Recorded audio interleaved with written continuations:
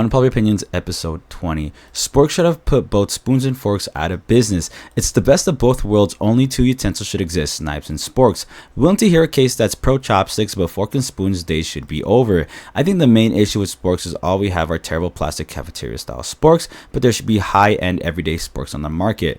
Okay, so I don't really have a problem with sporks. I think it's a very fun, goofy utensil to have. I used it a lot when I was camping when I was younger, and honestly that's probably why it's still used today, probably mostly just for camping. I think the main issue with sporks is that it was a decent spoon. It was just a terrible fork. I just remember using it a lot in my youth when I was camping. It was just a terrible fork overall. I did not like it. So I think that's the main reason why it's not dominating, as this person would probably think so. I think, it was just a really bad fork.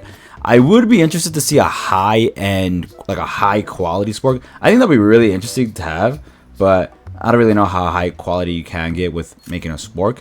But I really would like to see that. I think it'd be really interesting. But I mean, at the end of the day, yeah, like I said, it's just a bad fork, but a decent spoon.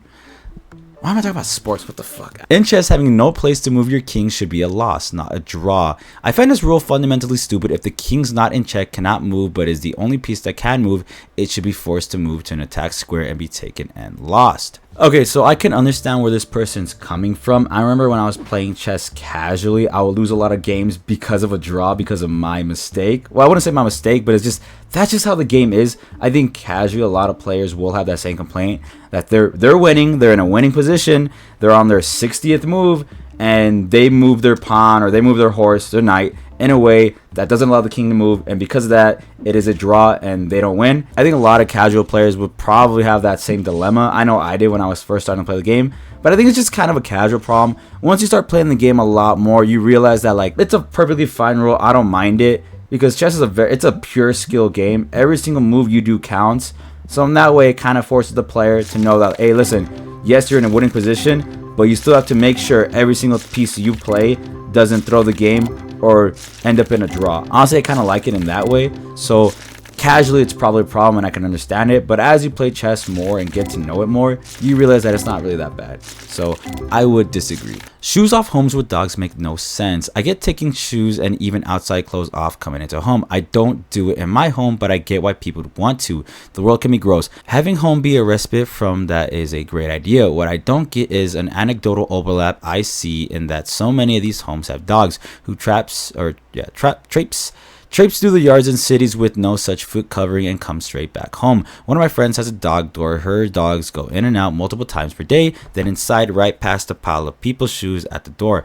All over the floors, the furniture, the beds. None of these homes seem to wipe their dogs' paws, and frankly, even if they did, dogs are much more likely to be covered in all sorts of grossness. They like it more / seek it out and are bathed significantly more rarely. Seems irrational to me to try to maintain any sort of shoes off or outside / inside clothes hygiene standard when dogs are involved. Okay, so I'm gonna disagree with this opinion because I think the worst thing a dog can drag in the house is probably shit. But most of the time it's just dragging in dirt in the house. I think what we step in outside is way worse. Like me, I work at a restaurant, so I'm using non-slip shoes and I'm stepping on like food all the time in a dirty ass restaurant. For sure, I wouldn't want to be dragging that through the house. I think having dirt in the house is way better than me dragging, like, let's say oil or just food or just any other places or just dirty places that most of us work in, than just a dog dragging in just like dirt from the backyard. I think taking off your shoes and having a dog in the same household is perfectly fine because yes, the dog isn't really helping by dragging something in the house, but it's for sure not making it way worse than keeping your shoes on. So I would honestly disagree. Discord is destroying the internet. Nowadays, there are Discord communities for everything and they're used as the main hubs for communication and information exchange, from games to programming languages and open source projects and so on. Before that, if you wanted to find some obscure way to configure something in a project you use on your PC, you'd use Google to search through forums, Stack Overflow, or whatever. Now that's no longer possible because most relevant information is hidden away in some Discord server you have to join. In many cases, there are even multiple communities for the same topic. There's no way to search across multiple servers and no search engine is allowed to index Discord posts. Discord's own search is abysmal and doesn't allow crawlers to access their content. Okay, so if you're using Discord as some sort of search engine, what are you doing? I feel like those are the same people that probably use YouTube as the hub. Discord is mostly seen as yes, it is for sure a gaming platform, but nowadays it's used for just more than that. It is for like big communities and all that stuff.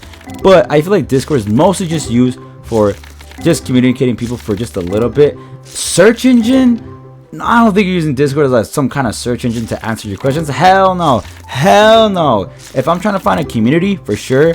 But if I'm just trying to search up something pretty simple, I'm not going to go to Discord. What the hell am I doing? I would 100% disagree. And the last one is, I'm now entering my mid-30s and I've been reflecting on dating situations, and I feel the most important lesson I have learned is this. If someone is close with their parents/family and those people don't like you once you find out, it is best for you to leave the relationship.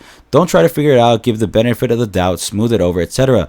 Don't do any of that, just leave. I feel that many people will see that the person's family doesn't like them and will proceed anyways, and then be surprised when they're literally living in hell on earth until they break up with this person.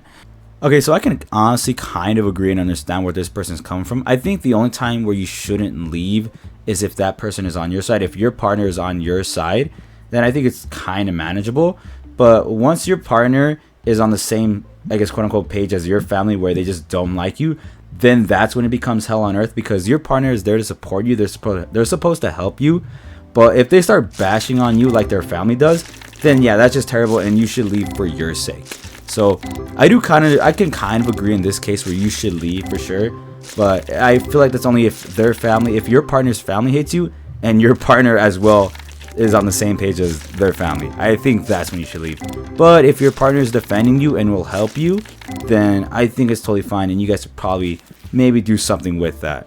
But if they both are kind of on your ass, then I think you should leave. So I guess I do agree. Let me know what you guys think, and I'll see you guys in the next one. Peace.